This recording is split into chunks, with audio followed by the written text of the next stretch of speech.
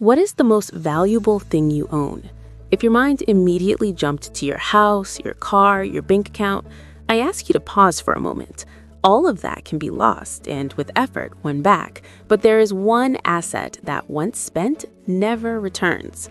The most valuable thing we all have, without exception, is time. And for hundreds of thousands of years, humanity lived in a peace agreement with it. But then, we declared war.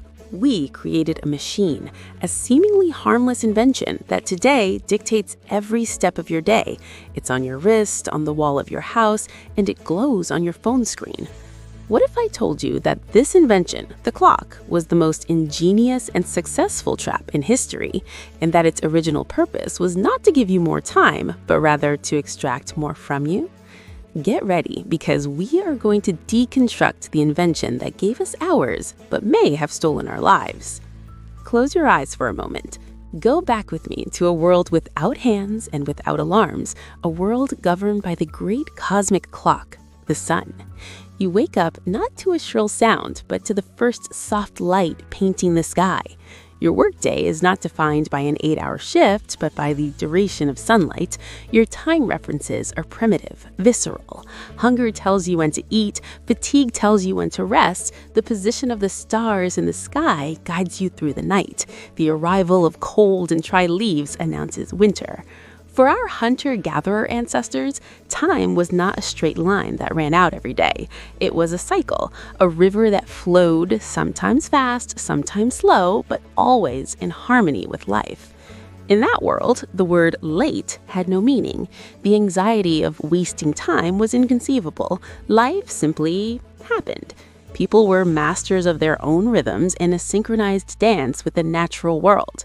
This freedom, however, was numbered. A new era of control was about to be born. The change didn't start in the factories, as many think. It was born of silence and devotion. In the monasteries of medieval Europe, monks dedicated their lives to a rigid schedule of prayers. To maintain this divine discipline, day and night, they needed something more reliable than the sun or candles. They needed a machine. It was to serve God that the first mechanical clock was created, a contraption of weights and gears whose sole purpose was to impose a celestial order on the earthly routine. But, like all powerful inventions, it did not stay contained for long. From the towers of the cities, the idea spread to the heart of the cities. Kings and burghers, fascinated by the idea of order and power, began to erect monumental clocks in public squares.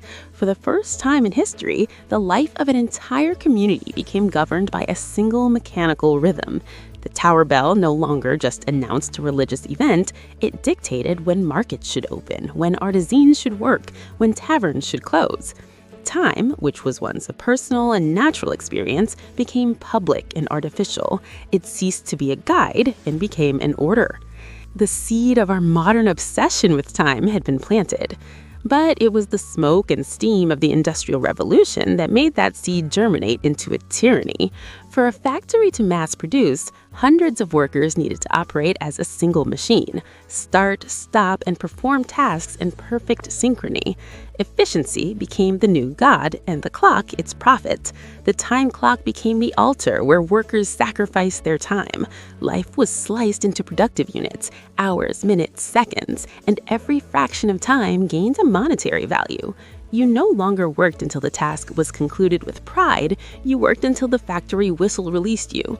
We were taught to sell our most precious asset, our time of life, in exchange for a salary. And we didn't just accept it, we internalized this logic. The phrase, "time is money," became a mantra, branded into our collective consciousness. The clock won. It convinced us that our value as human beings was directly linked to our productivity per hour. Today, this tyranny is more sophisticated, more intimate.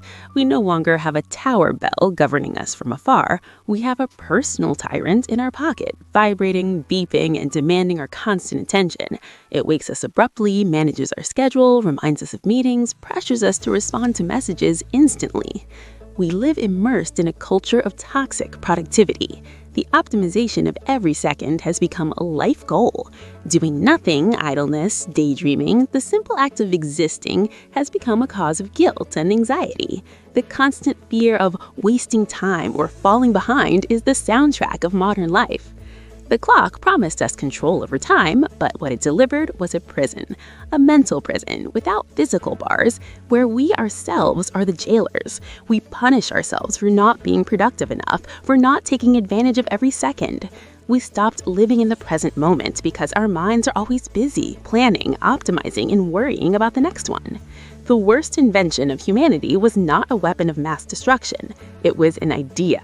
The idea that time can be captured, measured, sliced, and controlled. The clock is merely the physical manifestation, the totem of this dangerous idea. But here's the good news. The door to this prison is not locked. You can break free.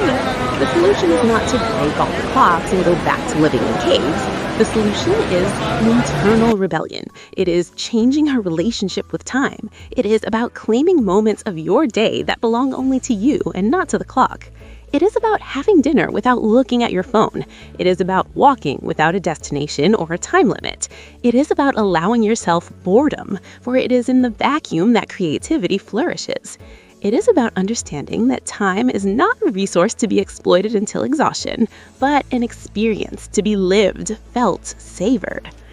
So, the next time you look at the clock, don't just see the hours, see the choice you have, and ask yourself, at this exact moment, who is in control, you or the hands? If this reflection made you think, imagine how many other ideas that shape our lives we accept without questioning. Here on the channel, our mission is exactly that, to challenge the obvious and explore the questions no one is asking.